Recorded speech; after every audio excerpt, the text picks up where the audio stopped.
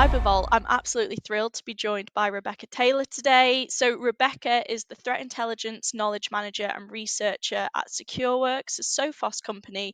She's also an author and TEDx speaker, so very much a wealth of knowledge within the space. Rebecca, a pleasure to have you on. Why don't you take a moment and maybe give us a little bit more of an introduction to who you are? God, it sounds like such a long sentence when you're saying it, putting it all together. All It's only then on titles. reflection, you're like, I've done way too much. Maybe I need to sit down for a bit. So yeah, I work for an organisation called SecureWorks, a Sophos company, and I've been here for 11 years. Current role, as you said, is a threat intelligence knowledge manager and a human intelligence researcher. But on top of that, outside of work and career, I am a mama bear to two lovely children. I'm part of my school PTA. I'm on the board for an organisation called CyberVault. So very much a part of the community, very busy, doing the mama juggle every day. But yeah, very happy. Awesome. And I think kind of, you make the joke there, but I do sit here thinking, how on earth do you have enough time in the day? There's just so much going on.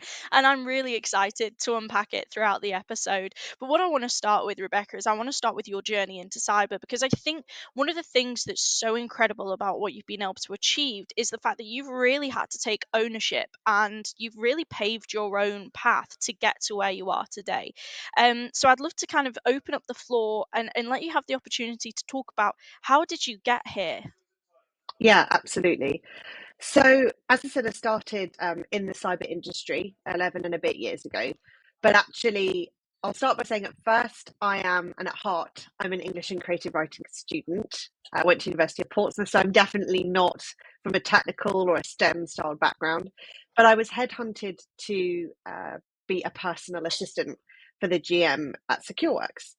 And so that role was about supporting the GM, taking minutes, making teas and coffees, making sure there's lunches and all that good stuff. And I really saw pretty much instantly that there was just a huge amount of opportunity in the world of cybersecurity. It had never been an industry I'd really considered. I'd never really seen anyone in school, in my friendship groups, in that industry. But I very much knew when I got in the door that I could be someone and progress in the field if I wanted it. And I think my ability to progress and to be who I am now is because of a level of curiosity, because of tenacity, and because of my refusal to give up on myself. It's been very self driven, obviously, with beautiful mentors and relationships and advocates. But I will own it and say that I've had to work my bum off a bit to get to where I am. And it hasn't been straightforward.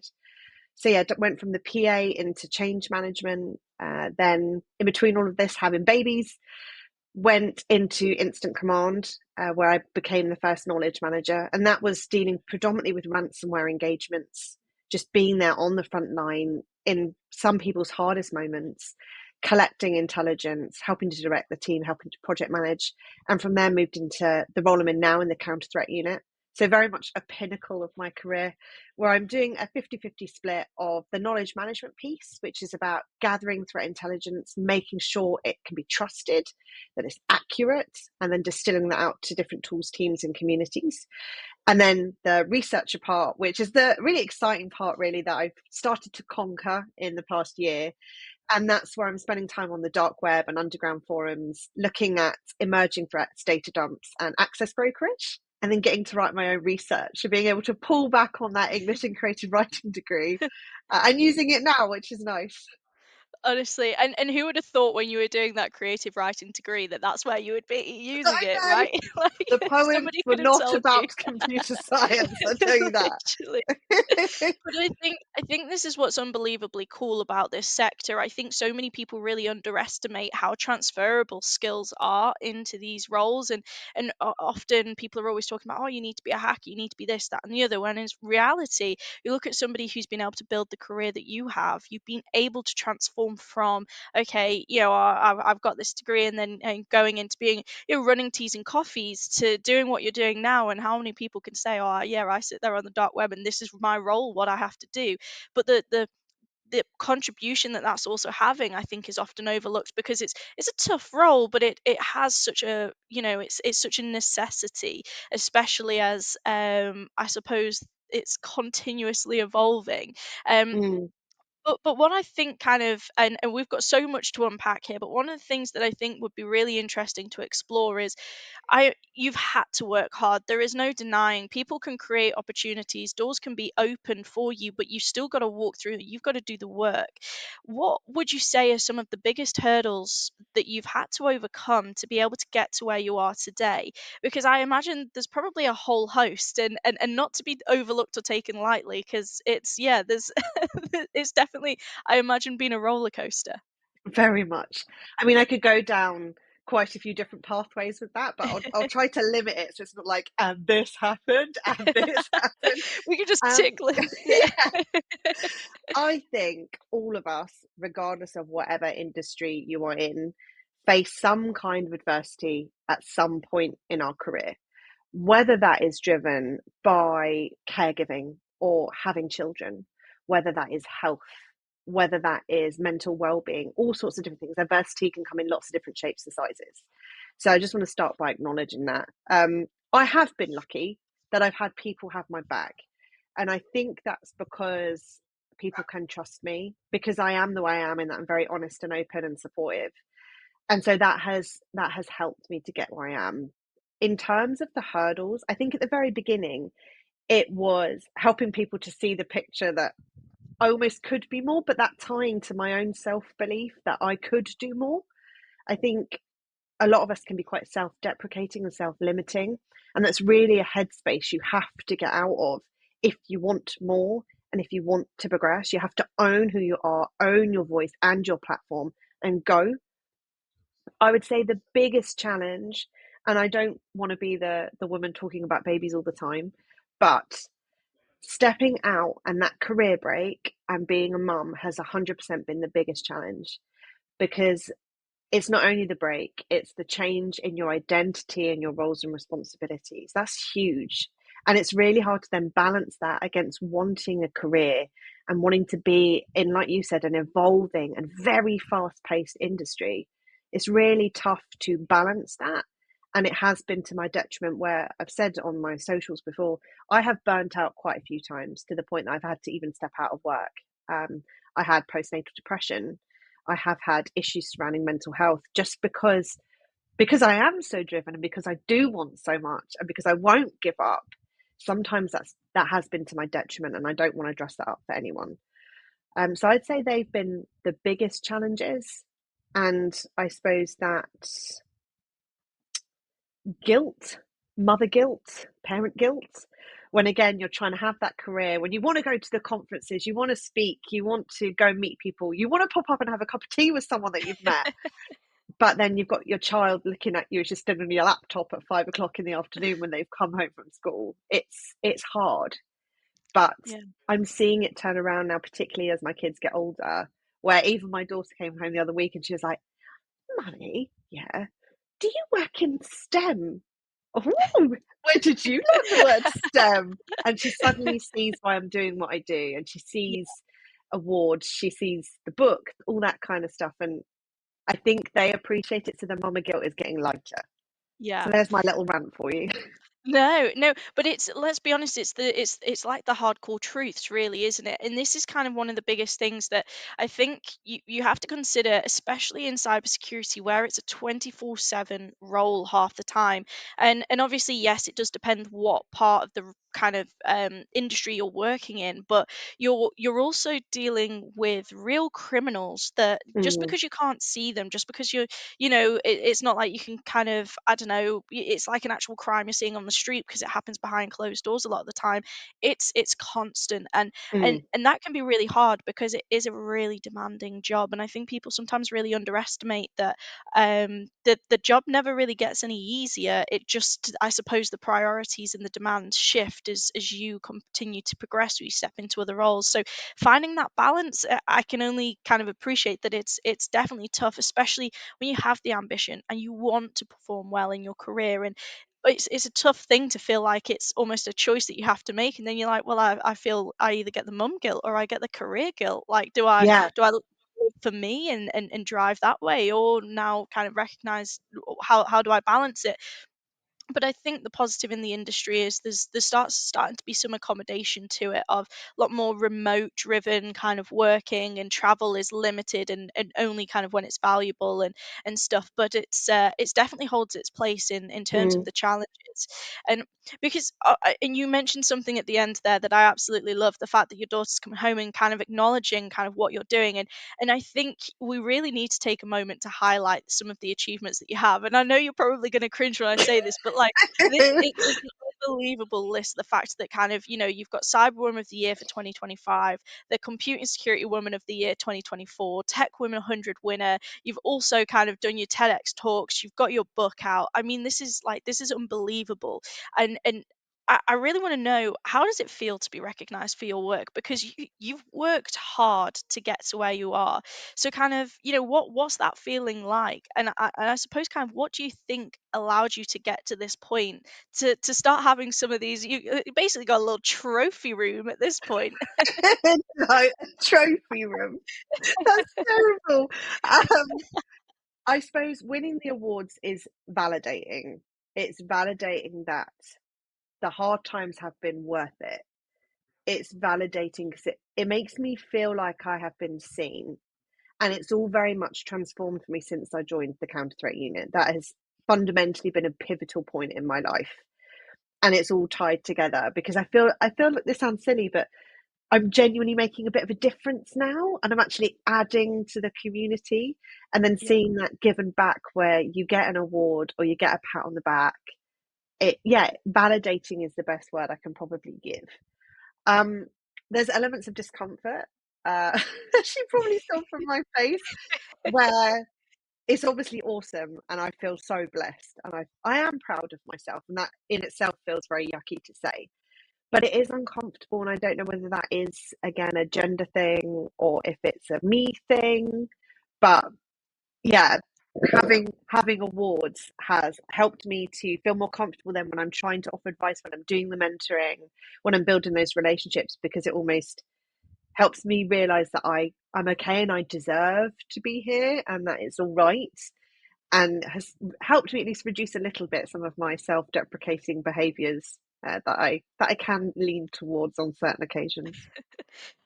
But this is it, and we come across it all the time. And whether it is definitely a gender thing, or kind of more how people kind of view their career and stuff, but it's definitely something I come across with a lot more kind of, especially like female leadership, or anybody that's really trying to drive change and have that impact. It could be really really difficult when you're not constantly getting any reinforcement or anything back to say, Yeah, sometimes that pat on the shoulder is pretty helpful. And you don't always realize the impact you've had on people as well. And arguably it's the entire reason we've been able to connect. It's kind of a mutual yeah, connection that's kind of saying, oh, this is somebody you should kind of get connected with.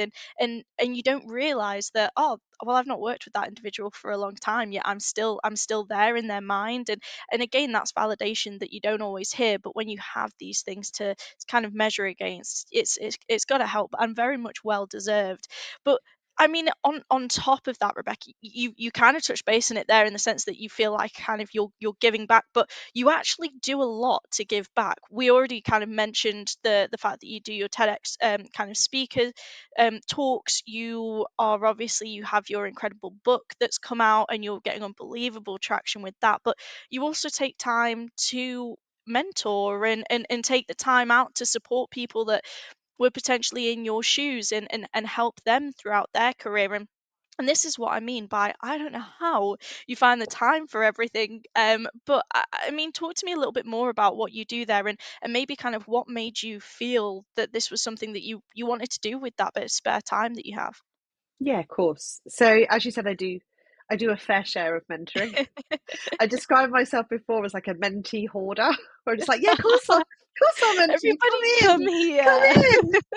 Um, so I think last time I checked, I'd hit the 150 person mark in the Wow. last 2 years from a mentoring thing, or a contribution through mentoring. Um, the reason I do it is because I feel that I am now in a very fortunate position.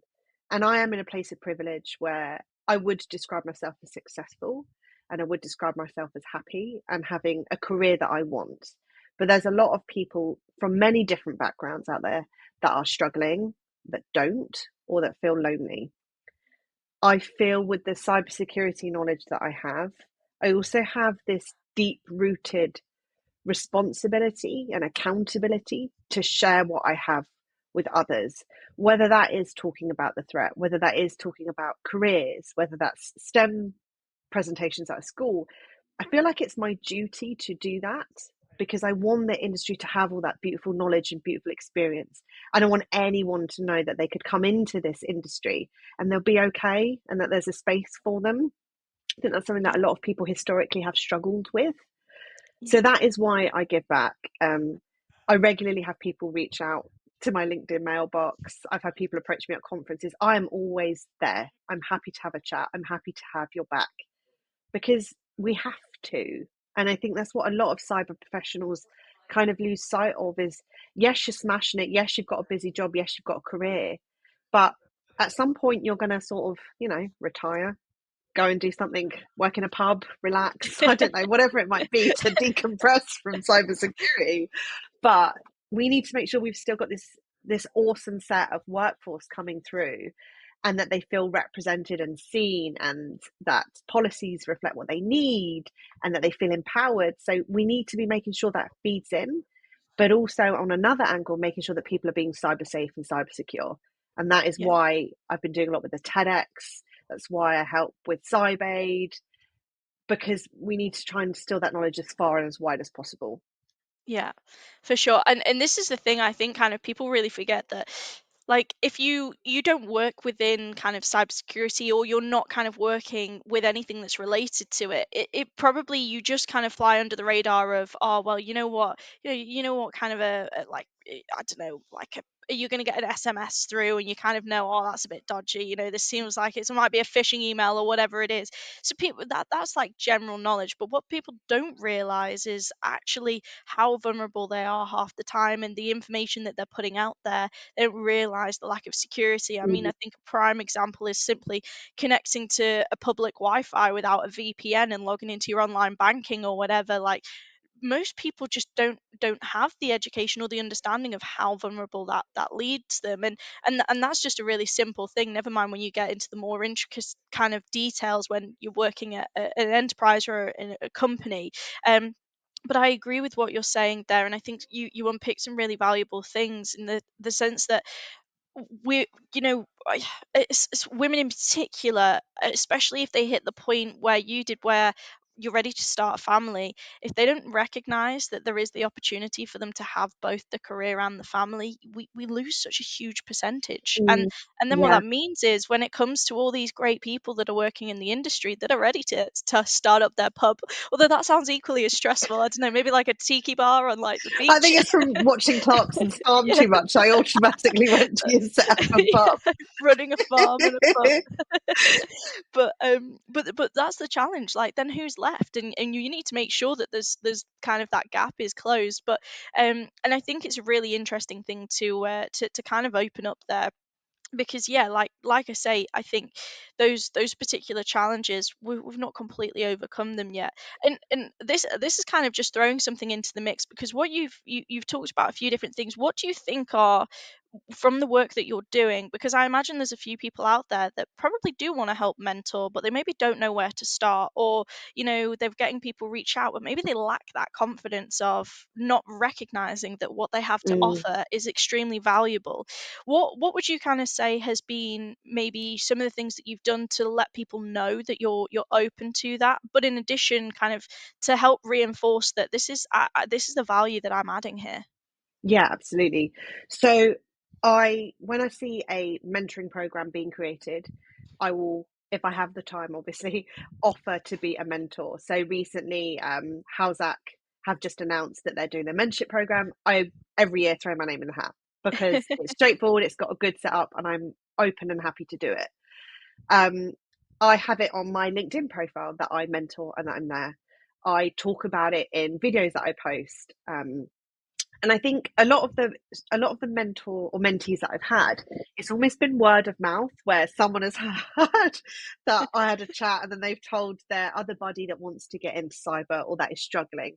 and it's kind of spread that way, especially through sort of women in cyber communities.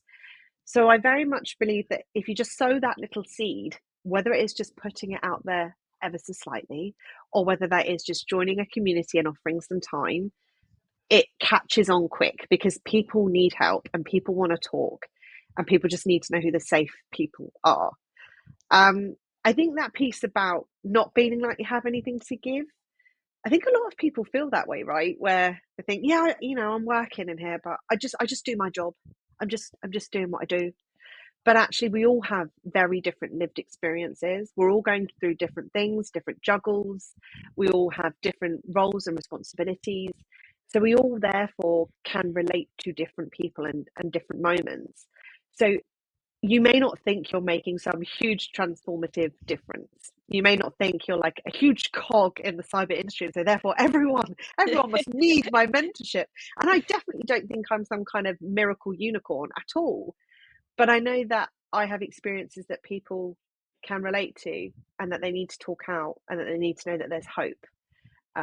I know how I got my role in cyber, and I know lots of connections, so I can actually help connect dots with particularly folks that are like, I want to work in GRC, I want to work in incident response. I can be a connector and help you go, okay, let me introduce you to this person. And the other thing is, mentoring doesn't have to be like decades long.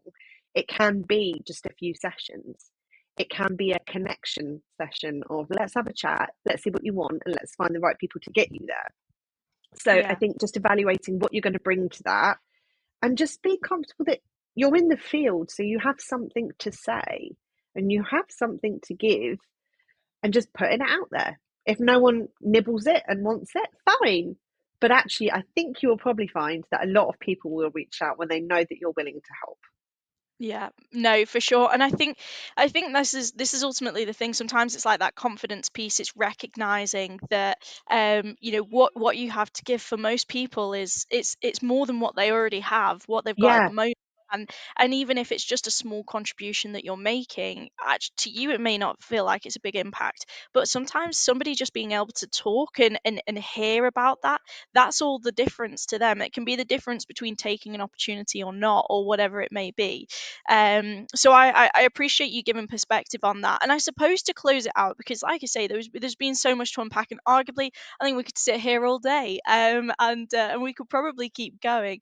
But what I think would be a really valuable takeaway from this episode is, if you were going to go back in time and you were going to do this all over again, but you had all the knowledge that you had now, because I think kind of you've got so many exciting things in your future. You're kind of got plenty of the career left, which may also feel daunting. That too far on the yeah. beach is not close, but it's also a really exciting thing. But kind of just taking what you already know, um, what advice would you offer yourself if, like I say, you had everything, all the Yeah. resources you have now, and you were going to go back and well, the joy of doing it all over again? I think the biggest piece of advice I would give myself is to stop comparing my journey to other people's. I think a lot of, particularly those that are entering the industry, almost compete with themselves or go, oh, well, that person got their job first, or that person has progressed before me, or I must make this much money because that's how much that person makes, or I must progress within this set time frame, otherwise I failed. And I think I do think I've done that a lot in my career. I'm like, oh, nothing's happening. Why is nothing happening? Oh, that person's doing really well. Look at that person I've, in a really lovely way, but stalked on LinkedIn. They're doing great. I think in a non-creepy way.